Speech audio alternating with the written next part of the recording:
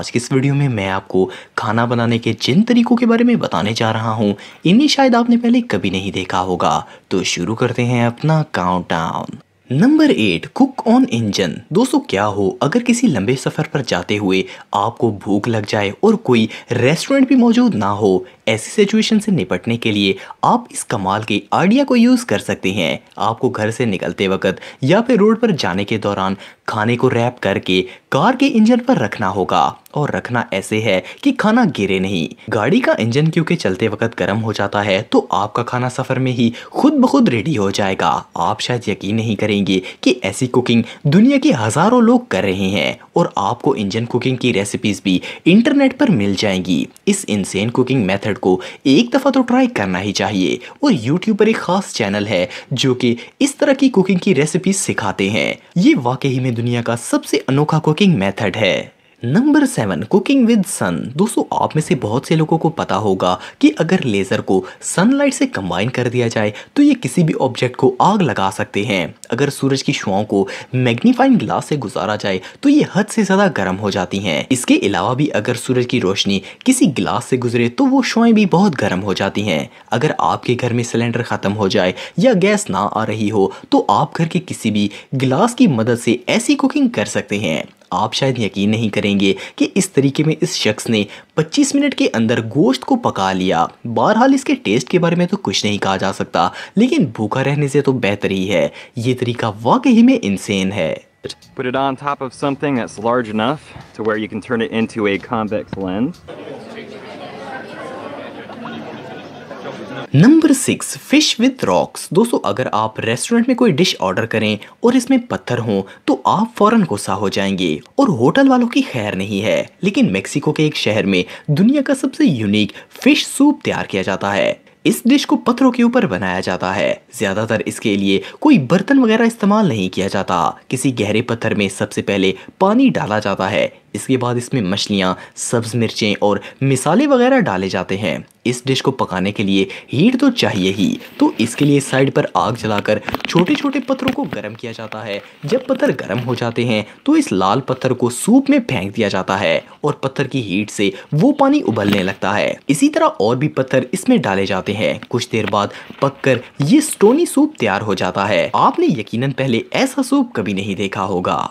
Number 5, fish and mud. दोस्तों दुनिया के मुख्तलिफ इलाकों में शदीद गर्मी के मौसम में दरियाओं का पानी सूख जाता है। ड्राई सीजन में पानी कम होने की वजह से मछलियां कम और कीचड़नुमा पानी में ही जिंदा रहने की कोशिश करती हैं। खास करके थाईलैंड में मछुआरे ऐसे सीजन में अपने हाथों से ही मछलियां पकड़ लेते हैं, लेकिन क्योंकि मछली कीचड़ में होती है तो इसलिए इसमें हद से ज़्यादा मिट्टी होती है, और मिट्टी को निकालना काफ़ी मुश्किल होता है, और पानी तो ऑलरेडी बहुत शॉर्ट होता है। तो ये मछुआरे डायरेक्ट मछली को पकड़कर लकड़ियां जलाते हैं और मछली को इस आग के ऊपर रख देते हैं। मजीद अच्छी तरह पकाने के लिए ये लोग लकड़ी मछली के ऊपर भी रखते हैं और इस पर घास फूस डालकर आग लगा देते हैं। कुछ देर बाद ये मडी फिश तैयार हो जाती है।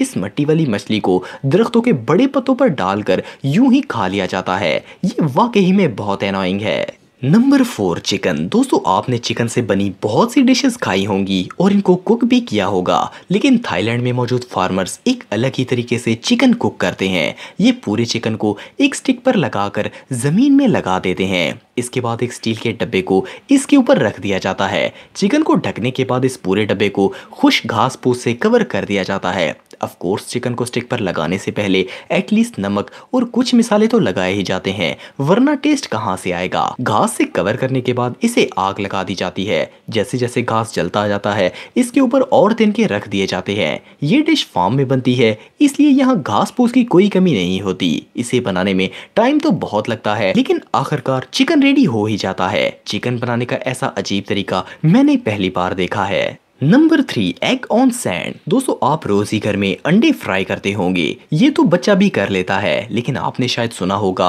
कि कई अरब ममालिक में हद से ज़्यादा गर्मी पड़ती है और वहाँ पर धूप पर रखने से ही अंडा फ्राई हो जाता है। खास करके डेजर्ट के अंदर रेत बहुत गर्म होती है। सहरा का दर्जा हरारत हद से ज़्यादा गर्म होता है, मतलब बहुत ही गर्म। आपको शायद जानकर हैरानगी होगी कि कई कबीले जो कि गर्म इलाकों में रहते हैं वो रेत पर अंडे फ्राई करते हैं। सुनने में अजीब लगता है, पर ये लोग इन अंडों को बनाने के लिए कोई फ्राई पैन या किसी किस्म का बर्तन इस्तेमाल नहीं करते। सबसे पहले ये लोग बड़े अंडों को तोड़कर रेत के ऊपर डाल देते हैं। इस रेत को पहले लकड़ी जलाकर गर्म कर दिया जाता है ताकि अंडा सही फ्राई हो।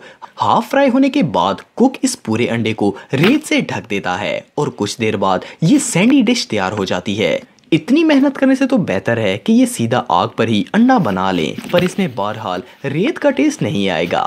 नंबर 2, लावा ब्रेड। दोस्तों मैं पहले भी एक वीडियो में आपको इस ब्रेड के बारे में बता चुका हूँ, लेकिन ये इतना यूनिक तरीका है कि इसे बताने में मैं खुद को रोक नहीं पाया। सिगी रिफिन दुनिया के वो वाहिद कुक हैं जो कि लावा की मदद से कुकिंग करते हैं। ये अपने इलाके के करीब मौजूद लावा की गर्मी से ब्रेड्स को बेक करते हैं। सबसे पहले ये सारे इंग्रेडिएंट्स को डालकर इनको मिक्स करते हैं, फिर एक खास स्टील के बर्तन में डालकर लावा के करीब मौजूद जमीन में 40 सेंटीमीटर दफन कर देते हैं। जहां पर ये बर्तन को दबाते हैं, इस जगह पर मौजूद रेत का टेम्परेचर 100 डिग्री सेल्सियस तक होता है। बर्तन को दबाने के ठीक 24 घंटे बाद ब्रेड तैयार हो जाती है।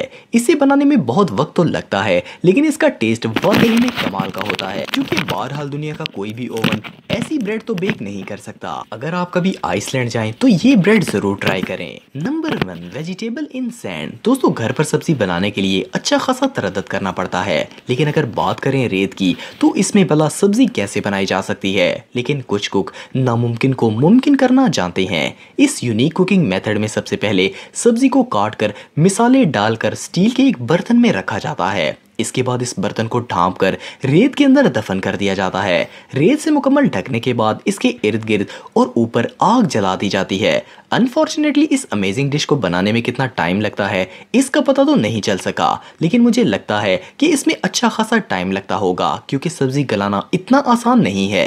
लेकिन बहरहाल डिश तैयार होने के बाद सब लोग इससे सेटिस्फाई होते हैं।